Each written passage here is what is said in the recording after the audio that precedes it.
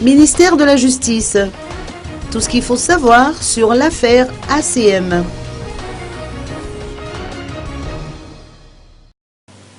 Charles Ndjemsez, secrétaire général du ministère de la Justice, est sorti de son silence pour manifester son opinion et apporter davantage d'explications à propos de l'affaire ACM.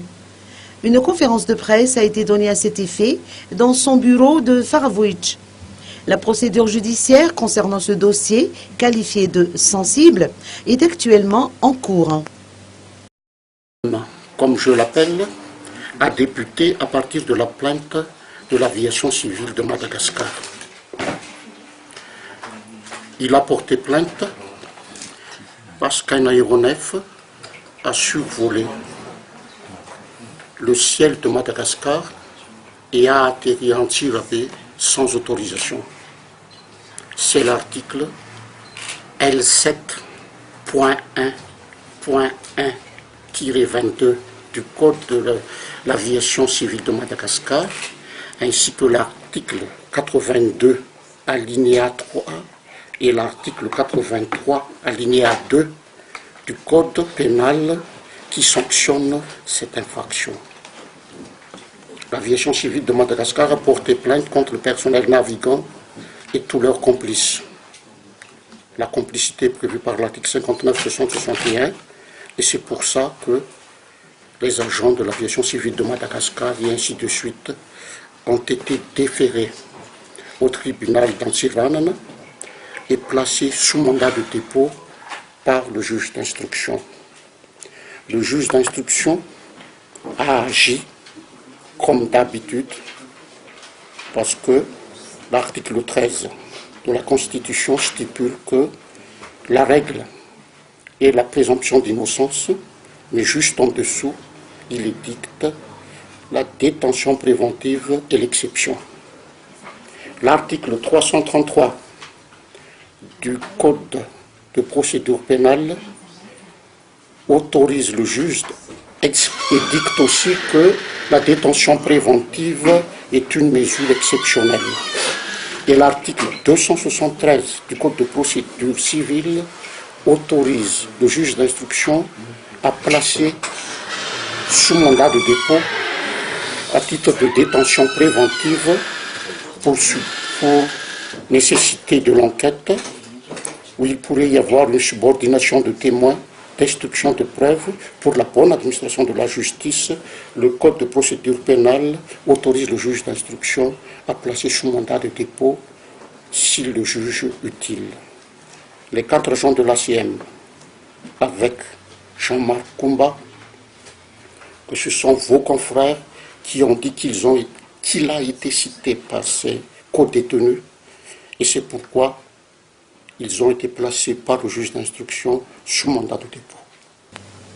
Charles Ndjemsez a également touché un mot à propos des conditions de détention des 5 personnes suspectées de complicité dans l'affaire du retour surprise de Mark Ravalmanen. Le cas de Ravalmanen, ils ont aussi cité dans le dossier, je ne sais pas qui, parce que je n'ai pas vu le dossier, le nom du président Ravalmanen Mark. C'est pourquoi le dossier a été transféré à Antsiranana. Mais jusqu'à maintenant, les juges d'instruction n'ont pas encore auditionné Mark Ravalmanen.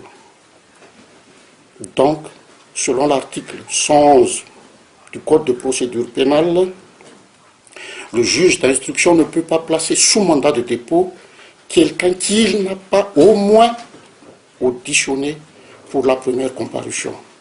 Comme Mark Ravalmanen n'a pas encore été auditionné, entendu pour la première fois, pour une première comparution auprès du juge d'instruction, il ne peut pas être sous mandat de dépôt. Le juge d'instruction ne peut pas délivrer mandat de dépôt contre Mark Ravalmanen parce qu'il ne l'a pas encore auditionné.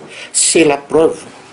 Pourquoi, moi je dis et je répète, ne confondons pas les 4 agents de l'ACM et Jean-Marc Koumba qui ont déjà été auditionnés par le juge d'instruction et placés sous mandat de dépôt par le juge d'instruction en vertu de l'article 13 de la Code Constitution, de la Constitution et du Code de procédure pénale, article 333, 273.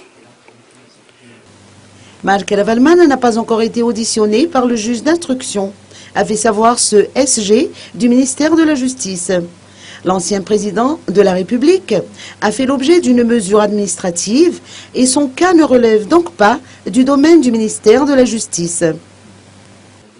Monsieur Marc Ravalman, actuellement, et moi je le cite tout simplement parce que je ne veux pas expliquer parce que ce n'est pas de notre ressort, est placé en résidence fixe selon l'ordonnance 60-063 du 22 juillet 1960, l'ordonnance qui régit la résidence fixe. Lorsqu'une personne est convaincue de subvention, action subversive contre l'État, on peut le placer sous résidence fixe. Ça, c'est le gouvernement, c'est l'exécutif qui le fait. Je sais tout simplement que, selon le décret 2014-1619 du 13 octobre 2014, c'est le décret qui a placé Marc Ravalman sous résidence fixe pour sa sécurité et le maintien de l'ordre public. À partir de maintenant, donc, distinguons qui sont placés sous mandat de dépôt, qui est placé sous résidence fixe. La RFI, moi je dis maintenant, on parle beaucoup de... Charles James Sayles a saisi cette occasion pour annoncer que les vacances judiciaires débuteront le 15 décembre prochain et prendront fin le 15 janvier 2015.